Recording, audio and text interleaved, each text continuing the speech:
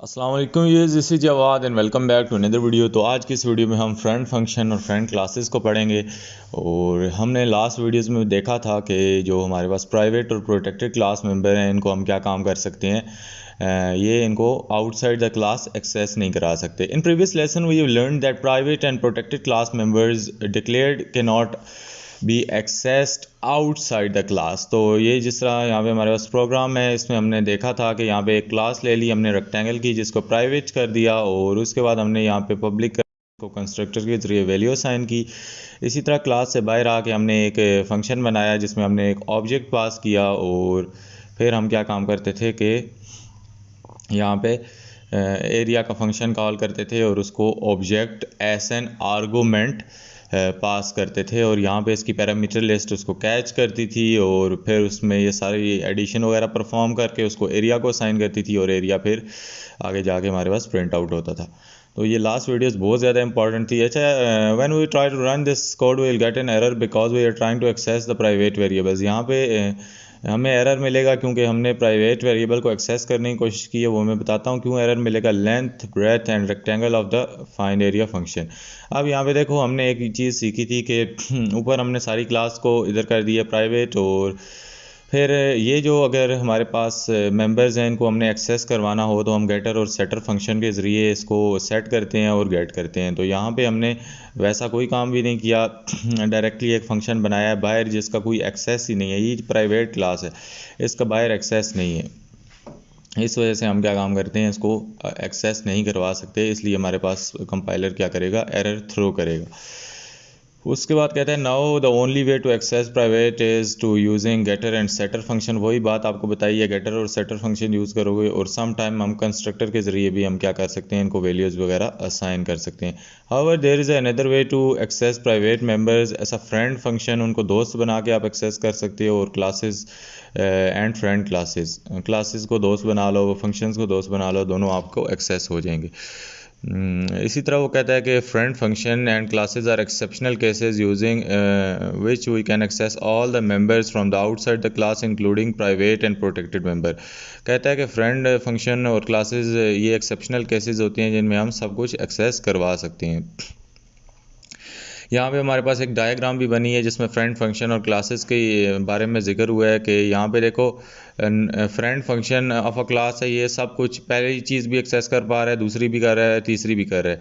Public member को तो चलो सारे ही कर पाते हैं, ये दूसरे दो को भी एक्सेस कर पा रहे हैं, एंजॉय कर पा रहे हैं। लेकिन जो इनका दोस्त नहीं है, उनका जब दोस्त नहीं है तो वो सिर्फ जो उसकी पब्लिक चीज़ें हैं उनको देखी जा रहा है और प्राइवेट चीज़ें उनको एक्सेस नहीं कर पा रहा। जिस तरह आपका अकाउंट होता है फेसबुक, इंस्टाग्राम का, तो आपके जो दोस्त होते हैं आप उसको बाहर से देख सकते हैं, पब्लिक एक्सेस उसको मिल सकती है। उसके बाद अंदर भी पिक्चर्स वगैरह देख सकते हैं और बाकी चीज़ें भी देख सकते हैं। जो नॉन फ्रेंड होते हैं वो बाकी कुछ भी नहीं देख सकते, जो आपकी प्राइवेसी होती है।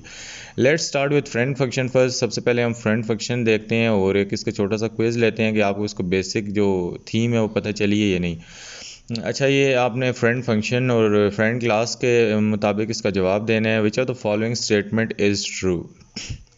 Friend function and classes can only access the private members. Absolutely not. हमारे पास friend function and classes can only access the protected member, only लिखा हुआ है। No, friend function and classes can only access the public member. No, friend function and classes can access the all class members. It is absolutely correct statement. हम आगे जाते हैं, friend function को देखते हैं ये होते क्या हैं, इनमें ऐसा क्या ख़ास होता है जो हम सब कुछ एक्सेस करवा पाते हैं। वो कहते हैं as mention before, a friend function can access private and protected members of the class. We use the friend keyword to declare the friend function. For example, देखो हमने क्लास बना ली, उसके अंदर हमने फ्रेंड फंक्शन क्रिएट करना है, तो पीछे उसके क्या काम करेंगे, सिंपली फ्रेंड लिखेंगे, आगे सारा प्रोसीजर हमारे पास सेम है। कहता है कि in above code we have declared a friend function find area. ये क्या करेगा, फंक्शन एरिया को फाइंड करेगा। रिटर्न टाइप इसकी इंट है और फंक्शन कौन सा है, फ्रेंड फंक्शन है। Inside the rectangle class that it can access all the class members of the rectangle.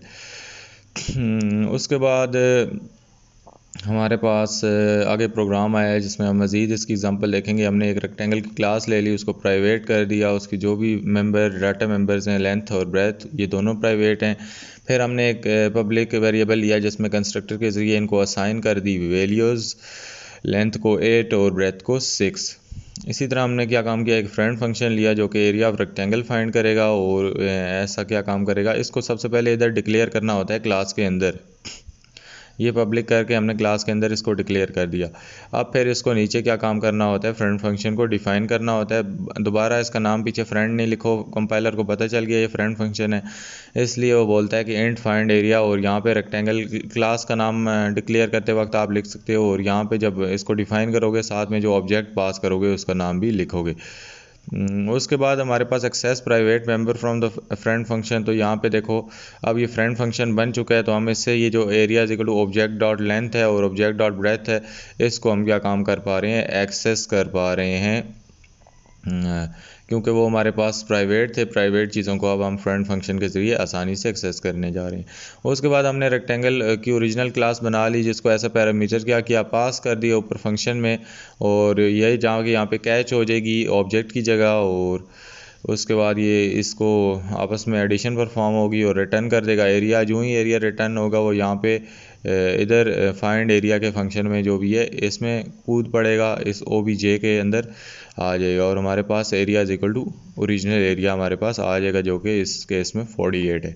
आप इस कोड को यहाँ पे देख लो और इस कोड को अपने कंपाइलर पे जाके लिखो, सबसे पहले कंपाइल करो और इसको मज़ीद समझो। कहता है कि in above example we have created the rectangle class. हमने एक रेक्टेंगल क्लास बनाई थी जो कि 2 प्राइवेट मेंबर्स थे, लेंथ ब्रेथ। उसके बाद हमने फ्रेंड फंक्शन को क्या काम किया, यहाँ पे डिक्लेयर किया है, आप लोग ये देख सकते हो। और उसके बाद उसको नीचे जाके हमने डिफ़ाइन फिर किया है फ्रेंड फंक्शन को कि वो क्या चीज़ें परफॉर्म करेगा। यहाँ पे हमने क्या काम किया है, हमने डिक्लेयर उसको किया है इनसाइड द रेक्टेंगल क्लास, और उसको आपने डिफ़ाइन क्या करना है, आउटसाइड द क्लास। ये बात आपने एक याद रखनी है। उसके बाद बोलता है कि the function accept the object of the rectangle its is parameter. तो ये रेक्टेंगल क्लास का एक ऑब्जेक्ट है, उसको ऐसा पैरामीटर रिसीव करेगा। As you can see we are able to access the private variable length and breadth from the outer function find area. तो जब फाइंड एरिया का फंक्शन फ्रेंड बन गया तो उसके बाद हमने क्या काम किया, एक्सेस करवाना शुरू कर दी चीज़ें।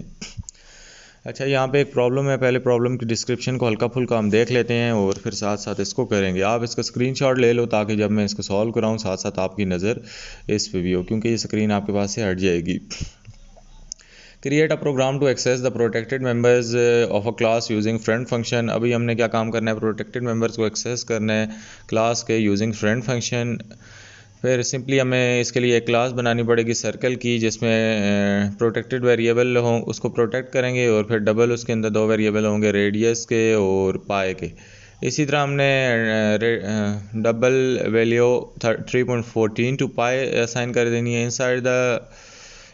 Inside this class declared a friend function. एक फ्रेंड फंक्शन बनाना है जिसको फ्रेंड से स्टार्ट करके आपने पहले डिक्लेयर करना है। उसके बाद फंक्शन ने रिटर्न करनी है डबल वैल्यू, तो उसकी रिटर्न टाइप भी हमारे पास डेफिनेटली डबल ही होगी, और वो एक ऑब्जेक्ट को रिसीव करेगी सर्कल के ऐसा पैरामीटर। फिर हमने पैरामीटराइज कंस्ट्रक्टर लेने हैं जिसमें जो कि डबल पैरामीटर लेगा रेडियस, और रेडियस की वैल्यू किसको असाइन करेगा, रेड की वैल्यू रेडियस को असाइन करेगा। सिमिलरली स्टेप नंबर 2 में कहता है कि एक फ्रेंड फंक्शन को हमने डिफ़ाइन कर लेना है। पहले हमने उसको बनाया था, अभी उसको नीचे डिफ़ाइन कर लेंगे प्रॉपरली।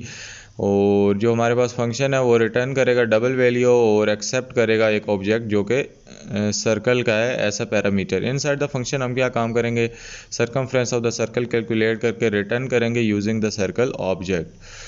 इसी तरह हमारे पास फार्मूला है सरकमफ्रेंस का 2πr, तो इसको हम अंदर यूज़ करने जा रहे हैं। फिर मेन फंक्शन में हमें क्या बोलता है कि आपने डबल इनपुट लेना है यूज़र से रेडियस का, और एक सर्कल की क्लास बनानी है, उसका ओरिजिनल ऑब्जेक्ट बनाना है, और फिर उसको रेडियस आर्गूमेंट में पास करना है उसके कंस्ट्रक्टर को। इसी तरह हमने फाइंड सरकमफ्रेंस के फंक्शन को कॉल करना है, आपने इनपुट 5 देना है, तो आपका 31.4 आंसर आना चाहिए। चलो प्रॉब्लम को स्टार्ट कर लेते हैं। इतनी डिफ़िकल्ट प्रॉब्लम नहीं है, इसकी जो डिस्क्रिप्शन है वो बहुत ईजी है। यहाँ पे हमने अपना फर्स्ट जो स्टेप है वो परफॉर्म कर लिया है, जिसमें एक क्लास ले ली है जी सर्कल की, और उसको हमने क्या काम किया, प्रोटेक्ट किया है। उसके अंदर दो वेरिएबल उसने बोला है ले लो, एक रेडियस का ले लो और एक पाए का ले लो। पाए को उसने ऑटोमेटिकली कहा है कि 3.14 असाइन कर लो। अभी हम आगे देखते हैं, कहते हैं inside the class declare a friend function find circumference. Class के अंदर ही हमने एक फंक्शन डिक्लेयर करना है जिसको हमने नाम देना है फाइंड सरकमफ्रेंस का। फंक्शन जो है हमारे पास वो सिंपल फंक्शन नहीं है, वो हमारे पास क्या है जी, फ्रेंड फंक्शन है। तो इधर हम सबसे पहले फ्रेंड लिख लेते हैं, और उसके बाद कहते हैं कि फंक्शन का नाम है फाइंड सरकमफ्रेंस, और वो डबल वैल्यू को रिटर्न करेगा। जब भी कोई फंक्शन कोई चीज़ रिटर्न करता है तो उसकी डाटा टाइप भी हमारे पास फिर वही वाली होती है।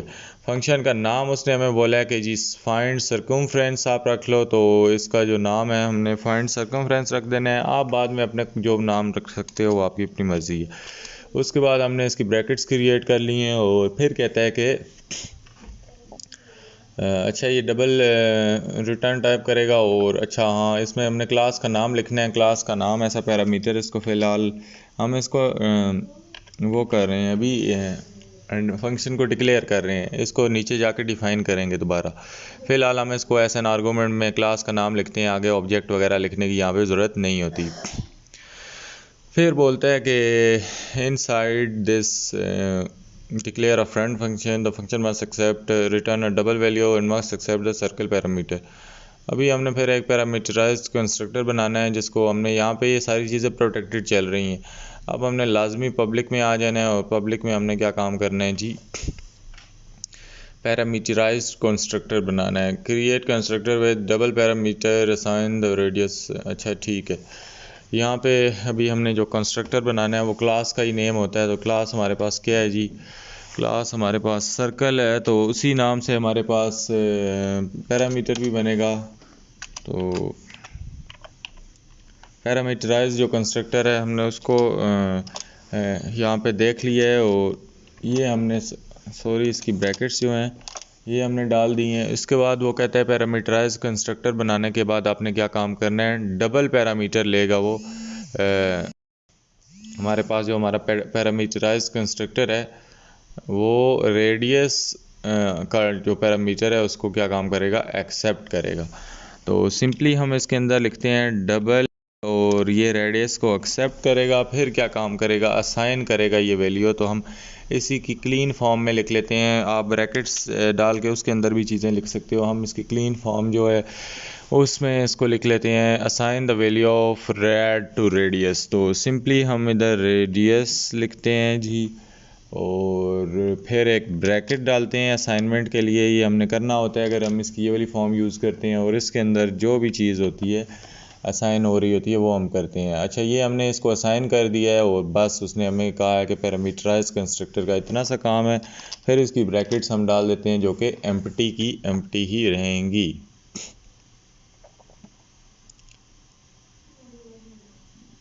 यहाँ पे हम क्या काम करते हैं, इसकी दूसरी ब्रैकेट डालते हैं। इसने ऑटोमेटिकली यहाँ पे नहीं डाली, तो इसलिए हमारे पास एरर थ्रो हो जाएगा।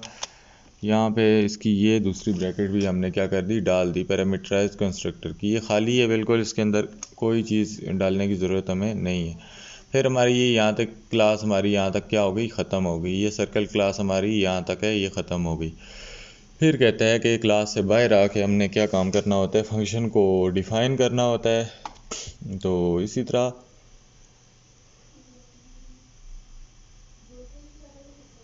अच्छा जब भी हमने फंक्शन को फिर डिफ़ाइन करना है तो फिर उसकी आपको पता है कि उसके पीछे फ्रेंड नहीं लिखना होता। तो हम ऊपर से फंक्शन देख लेते हैं, उसको हमने रिटर्न टाइप दी है डबल की, और इसी तरह उसका नाम है फाइंड सरकमफ्रेंस, और इसी तरह ये हमारे पास सर्कल लेता है। सर्कल मेन क्लास का नाम लिखते हैं CIRCLE। ऑब्जेक्ट क्या ले रहा है, ऑब्जेक्ट स्मॉल सर्कल ले रहा है हमारे पास, ऐसा आर्गूमेंट रिसीव कर रहा है अपनी पैरामीटर लिस्ट में।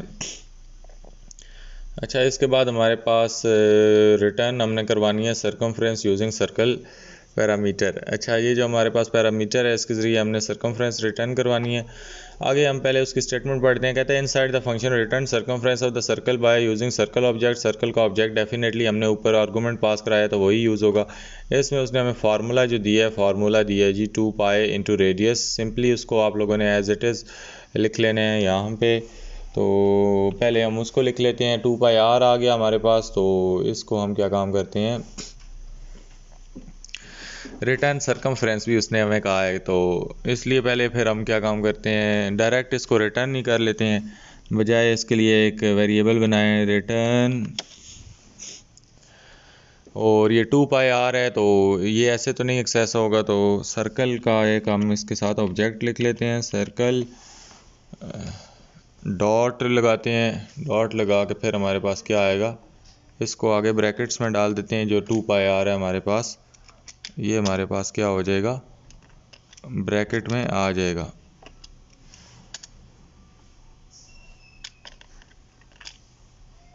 अब इसके आगे हम क्या करते हैं, सेमीकोलन लगा देते हैं, और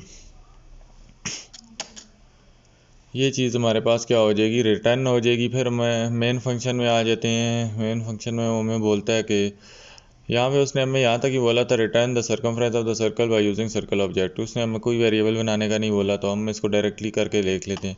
मेन फंक्शन में कहता है कि get double input from the variable radius. यहाँ पे हमने डबल का एक वेरिएबल क्रिएट कर लिया, फिर उसको सीन करवा लिया। इसी तरह हमने ऑब्जेक्ट बनाना है। कहता है कि create a object of circle class. Main class हमारे पास सर्कल है और उसका ऑब्जेक्ट भी हम उसी नाम का बनाते हैं ताकि आप कंफ्यूज ना हो जाओ।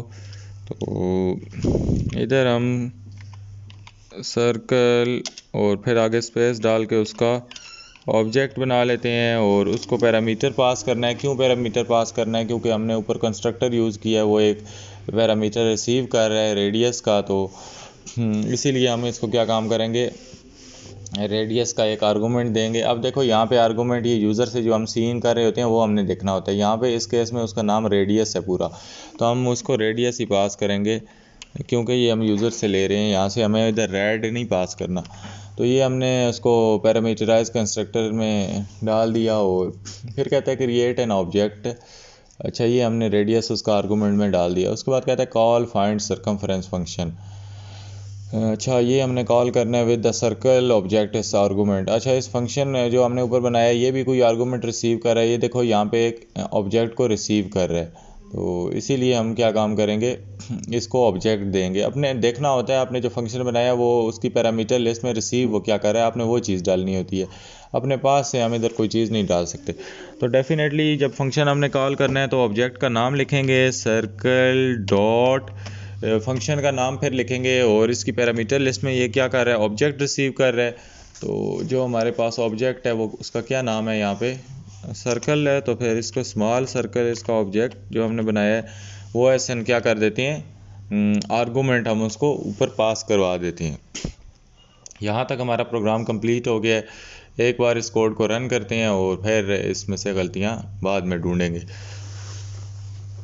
आपने अपना आउटपुट कंपाइलर पे 5 डालना है, तो आपका एक्सपेक्टेड आउटपुट क्या आना चाहिए, वो आना चाहिए 31.4। यहाँ पे वो कुछ बोल रहा है कि फाइंड सर्कमफ्रेंस सर्कल, इसमें कोई गड़बड़ हुई है हमारे पास। ये जो हमारे पास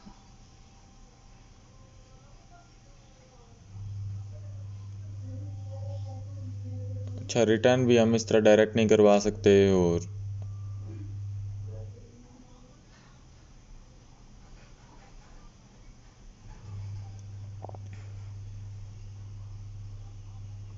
हम एक काम करते हैं, हम सबसे पहले तो ये वाला मसला हल कर लेते हैं। इसको रिटर्न करवाने से पहले हम पीछे से रिटर्न हटा देते हैं और इसको पहले एक वेरिएबल में स्टोर कर देते हैं, सर्कमफ्रेंस इज़ इक्वल टू कर देते हैं, और इसी तरह फिर क्या काम कर देते हैं, इसको रिटर्न किसको करवाते हैं, सर्कमफ्रेंस को करवा देते हैं, RETURN। और ये हमने क्या काम किया, सर्कमफ्रेंस को यहाँ पे रिटर्न करवा दिया। उसके बाद 1 मिनट ये पहले प्रोग्राम्स वगैरह देख लेते हैं।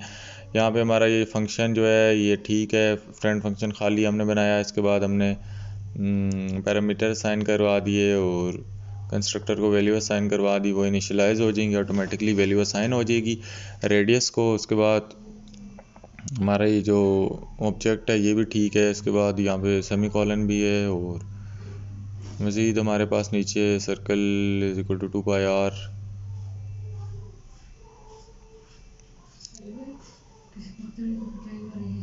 उसके बाद हमारे पास यहाँ पे ये सारी काम हो गया। और इसके साथ साथ हमें जो at the end of the day print करना है, तो प्रिंट के लिए हमें क्या काम करना पड़ेगा, सी आउट का वर्ड लाजमी लिखना पड़ेगा। ये हम सी आउट का वर्ड लिखेंगे तो हमारे पास हमारी चीज़ जो है प्रिंट हो जाएगी। अभी इसको देख लेते हैं टेस्ट करके। तो यूँ ही हमने टेस्ट किया, हमारे पास फिर कोई मसला आ रहा है। अब इसको हम सिंपली क्या काम करते हैं, जाके अपने कंपाइलर पे ही कोशिश करते हैं कि पेस्ट कर लें, क्योंकि अच्छा यहाँ पे जब हमने इसको सी आउट कर देना फिर इसके पीछे ऑब्जेक्ट का नाम नहीं लिखना। तो ये काम भी आप देख लो, ऑब्जेक्ट का नाम हम इसके पीछे से हटा देंगे क्योंकि हम सिंपली इसको सी आउट कर रहे हैं। जो हमारे पास फ्रेंड फंक्शन है ये हमारे पास ऑलरेडी ऑब्जेक्ट्स को रिसीव कर रहा है। इसको हम ऑब्जेक्ट एस एन आर्गूमेंट जब पास कर रहे हैं तो तब ऑब्जेक्ट हमने पीछे नहीं लिखना। यहाँ पे जब ऑब्जेक्ट को हम क्या करेंगे, एस एन आर्गूमेंट पास करेंगे ऊपर, तो फिर ऑब्जेक्ट को पीछे डॉट ऑपरेटर के ज़रिए नहीं लिखेंगे। तो अब इसको मज़ीद दोबारा एक बार रन करके देखते हैं।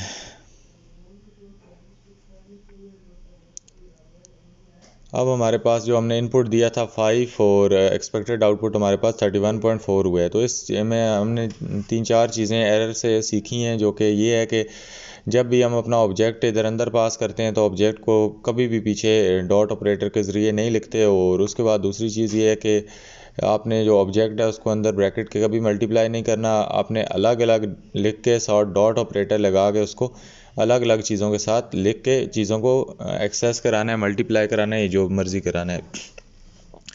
उसके बाद एक और चीज़ जो है वो है ये है, जब फ्रेंड फंक्शन को आप ऊपर डिक्लेयर करेंगे तो फ्रेंड फंक्शन को डिक्लेयर सिर्फ उसकी प्रोटोटाइप करनी है और at the end of the day semi colon लगाना है। उसकी कोई ब्रैकेट कुछ भी नहीं लिखना, क्योंकि अगर आप ये चीज़ कर देंगे तो फिर वो जो नीचे इसको आप यहाँ पे आप डिफ़ाइन करते हैं फ्रेंड फंक्शन को, ऊपर तो हमने डिक्लेयर किया था, यहाँ पर जब डिफ़ाइन करोगे तो वो इससे पहले उसी को उठाना शुरू हो जाएगा और आपको एरर पे एरर देगा।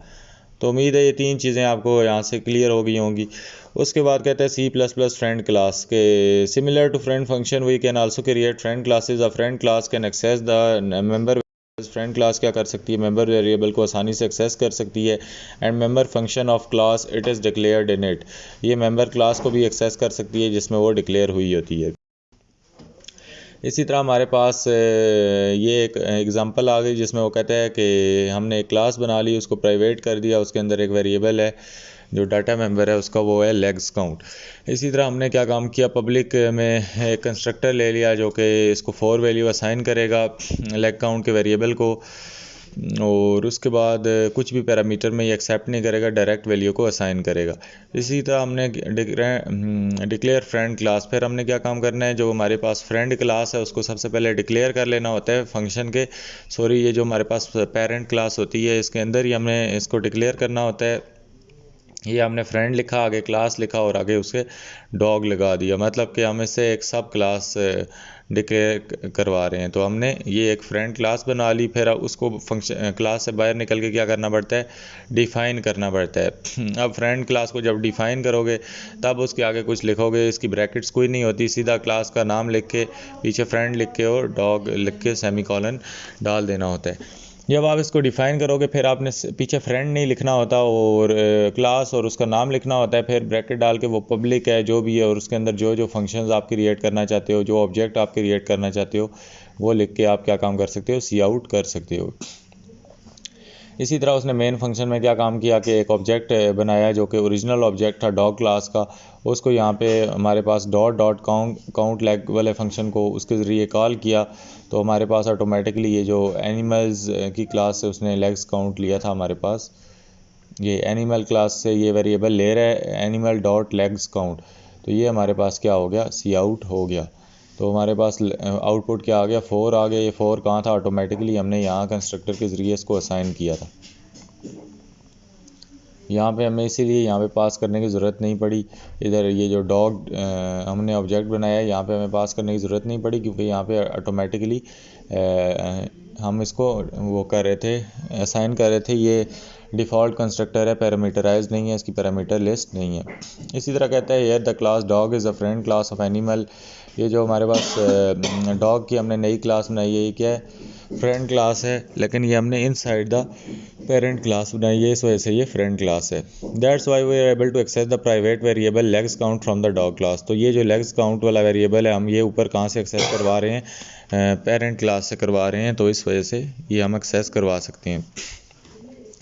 अभी एक चैलेंज है, ये भी इसकी डिस्क्रिप्शन इजी ही है, लेकिन इसको भी आप लोगों ने खुद करना है, तभी आपको ये टॉपिक फ्रेंड क्लास समझ आएगा। जिस तरह हमने फ्रेंड फंक्शन की जो एग्जांपल थी, प्रॉब्लम थी, उसको हमने सॉल्व किया, तो उससे हमने नई नई बातें सीखी, एरर भी हमारे पास आए, और उससे हमने सीखा भी कि क्या क्या इसके अंदर से चीज़ें नहीं करनी चाहिए, क्या कर सकते हैं। तो इसी तरह हम यहाँ पे प्रॉब्लम डिस्क्रिप्शन सॉल्व करते हैं, और उसमें कहता है कि आपने एक प्रोग्राम बनाना है जिसमें प्रोटेक्टेड मेंबर्स को एक्सेस करना है, और फ्रेंड क्लास को आपने क्या काम करना है, एक्सेस करना है। इसी तरह हमने क्या काम करना है, एक क्लास बनानी है स्केयर की, उसको प्रोटेक्टेड इंटीजर वेरिएबल डालना है साइड के नाम से। इसी तरह क्लास के अंदर एक फ्रेंड क्लास डिक्लेयर करनी है एरिया की, फिर पैरामीटराइज कंस्ट्रक्टर लेना है जो कि पैरामीटर लिस्ट जिसकी होगी वो लेंथ एक्सेप्ट करेगा, और लेंथ की वैल्यू किसको असाइन कर देनी है, साइड को। इसी तरह आप लोगों ने स्टेप 2 करना है, उसमें एरिया की क्लास बनानी है और उसके अंदर फंक्शन बनाना है जो कि रिटर्न करेगा वैल्यूज़।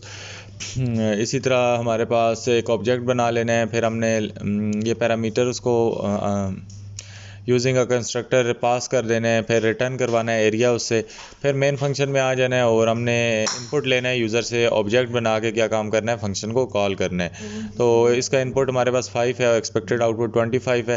पहले यहाँ से आप लोग इसका स्क्रीनशॉट ले लो, फिर हम इसको साथ साथ स्टार्ट करेंगे तो आपको सारी चीज़ें समझ आ जाएंगी। यहाँ पे उसने मैं स्टेप नंबर 1 में बोला था कि आप एक स्केयर की क्लास बनाओ जो कि प्रोटेक्टेड होगी, उसके अंदर प्रोटेक्टेड इंटीजर भी है, जो उसकी हमारे पास साइड है, उसका नाम क्या है वेरिएबल का साइड, और उसकी डाटा टाइप क्या है, इंटीजर है। फिर कहता है आपने एक फ्रेंड क्लास बनानी है, तो फ्रेंड क्लास उसने कहा कि inside this class declare a friend class area. Square से हम क्या करेंगे, एक फ्रेंड क्लास एरिया लेंगे, तो इसको FRIEND फ्रेंड, और इसका नाम क्या है, एरिया।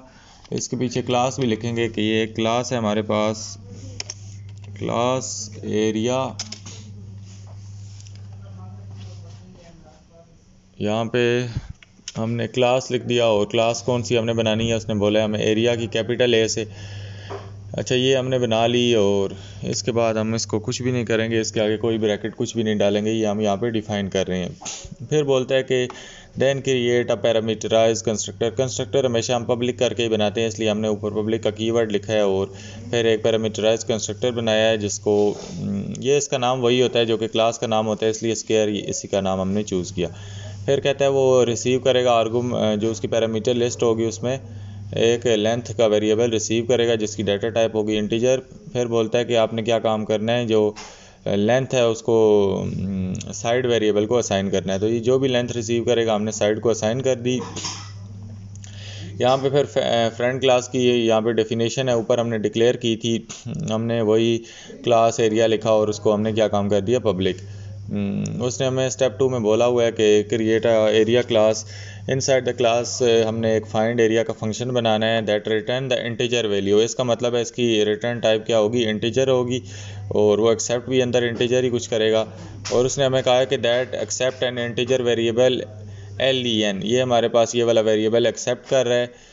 आगे वो बोलते हैं inside the class create an object of square called square.